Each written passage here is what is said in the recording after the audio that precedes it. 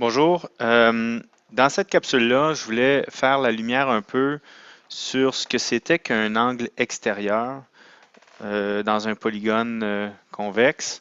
Donc, par définition, un angle extérieur, c'est un angle qui est créé par le prolongement d'un côté d'un polygone avec le côté consécutif.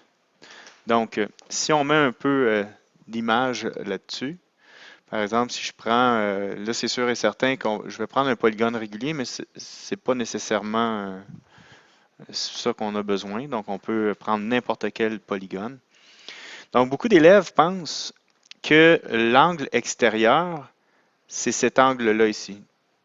Tout ce qui n'est pas finalement l'angle intérieur, hein? Tout ce qui n'est pas l'angle intérieur. Donc, ce qui est nécessaire de considérer pour faire un 360. C'est pas bête. OK? C'est vraiment pas bête. Si vous pensiez que c'était ça l'angle extérieur, ben vous n'êtes pas bête du tout. Ça pourrait faire beaucoup de sens. Malheureusement, c'est pas ça. Donc, par définition, j'en ai parlé un petit peu tantôt, par définition, l'angle extérieur, c'est l'angle qui est formé par le prolongement du côté du polygone avec son côté consécutif. Donc, l'angle extérieur, c'est cette portion-là qui, elle, est jumelée avec l'angle intérieur. Donc, dans un polygone convexe, on a autant d'angles extérieurs qu'il y a de côtés. Vous remarquerez donc qu'on a aussi autant d'angles intérieurs que de côtés.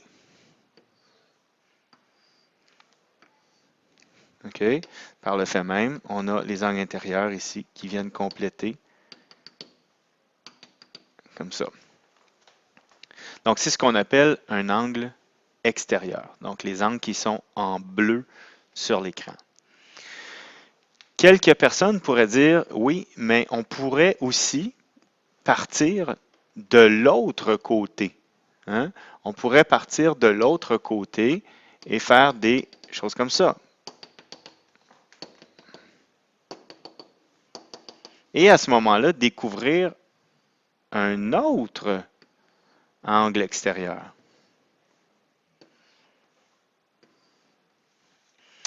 Mais en réalité, vous vous souvenez, en secondaire 1, vous avez vu ça, que deux angles opposés par leur sommet sont congrus.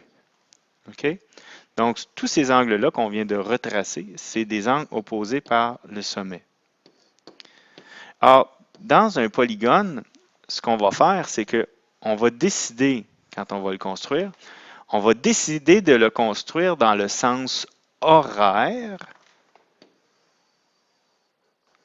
ou dans le sens anti-horaire. Mais on ne fera pas les deux. Donc, c'est la raison pour laquelle on n'aura pas ces fameux angles que je vous parlais. OK? On aura seulement les débuts, donc les bleus. Et donc, il n'y a pas 10 angles extérieurs, il y a bel et bien 5 angles extérieurs associés à 5 angles intérieurs. Bon, si on regarde attentivement, on se rend compte que quand on a tracé la figure, on est parti ici, on a fait le virage, on est arrivé ici, on a refait un virage, on est arrivé ici, on a refait le virage, etc. Et on est arrivé ici et on s'est repositionné. Ce qui fait que, par définition, le polygone convexe est une figure plane fermée. Donc, par la définition, on comprend que quand on va tracer le polygone en question, on doit absolument revenir après cette certaine quantité de virages qu'on doit faire, virage qui est déterminé en fonction du nombre de côtés qu'on veut faire à notre polygone. On doit revenir à notre orientation initiale. Donc, c'est la raison qui explique que la somme des mesures des angles extérieurs, vous voyez ici c'est extérieur maintenant, pour tous les polygones convexes, c'est 360 degrés. Un tour complet. Donc, contrairement à la somme des mesures des angles intérieurs, qui, elle, change d'une famille de polygones à une autre, la somme des mesures des angles extérieurs, elle est toujours égale à 360 degrés. Ça ne change jamais d'une famille à l'autre. Autre caractéristique très intéressante et qui va vous permettre de résoudre beaucoup de problèmes aussi, si vous remarquez dans le dessin que j'ai fait, la relation qui existe entre un angle intérieur et son angle extérieur. On remarque que dans chaque cas, on forme un plat. Hein?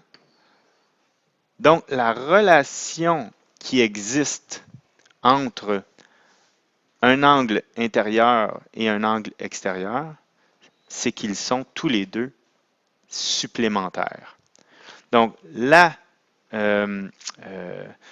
l'énoncé que vous devrez faire lorsque vous allez vous servir de ça, bien, vous devrez l'écrire en marge, hein, la justification qui dit que un angle intérieur et son angle extérieur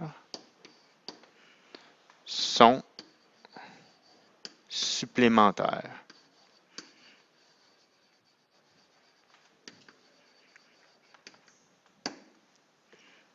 OK? On dit aussi, une autre phrase, que, par exemple, on pourrait dire un angle extérieur et un angle intérieur et un angle extérieur en un même sommet sont supplémentaires. Parce que ici, on ne voit pas trop pourquoi je tiens à ce son-là ou avec le mot en un même sommet, parce que c'est un polygone régulier. Mais dans l'éventualité où ce soit un polygone quelconque, convexe seulement, ben nécessairement, il faut que tu fasses le bon couple angle intérieur et extérieur pour vérifier justement qu'ils sont supplémentaires.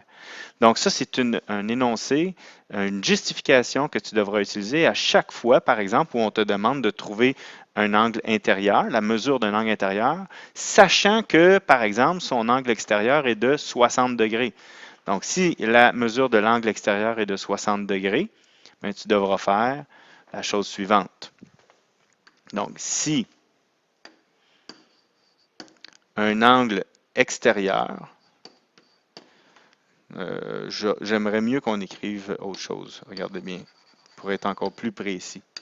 Si la mesure d'un angle extérieur est égale à 60 degrés, OK? On peut donc déterminer la mesure de son angle extérieur. OK?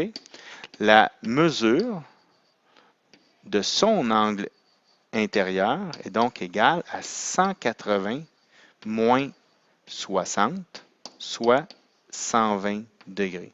Vous voyez? Parce que, et là, c'est ici qu'on aurait mis notre fameuse justification, un angle intérieur et extérieur. Et là, je prends l'autre verbalisation pour vous montrer qu'elle est disponible aussi. Un angle intérieur et extérieur en un petit chapeau sur le M comme ça veut dire même, en un même sommet sont supplémentaires. Donc, en écrivant cette petite énoncé soit dans la marge de gauche ou droite, mais qu'on voit où est-ce que ça correspond vraiment au calcul qu'on a fait, on est justifié de le faire et tout est accepté. Donc, dans l'éventualité, on aurait aimé avoir la mesure de l'angle intérieur connaissant l'angle extérieur, son angle extérieur, ben on peut faire et utiliser le 180 moins 60 qui donne 120 à cause de cet énoncé qu'on aura pris la peine d'écrire. Alors voilà, donc angle extérieur, on se souvient, angle formé par le prolongement du côté d'une figure, d'un polygone convexe, avec le côté consécutif. On sait qu'il y a autant d'angles intérieurs, autant d'angles extérieurs qu'il y a de côtés. On sait que la somme des mesures des angles extérieurs de tout polygone convexe est de 360 degrés, contrairement à la somme des mesures des angles intérieurs où là, la somme change à chaque famille de polygones convexes. Et en plus, on sait que ici, un angle intérieur et extérieur en un même sommet sont supplémentaires. Ce qui nous permet, lorsqu'on voudra trouver des données manquantes, de justement justifier notre calcul par cette phrase-là. Donc, en espérant que cette petite capsule vous a aidé.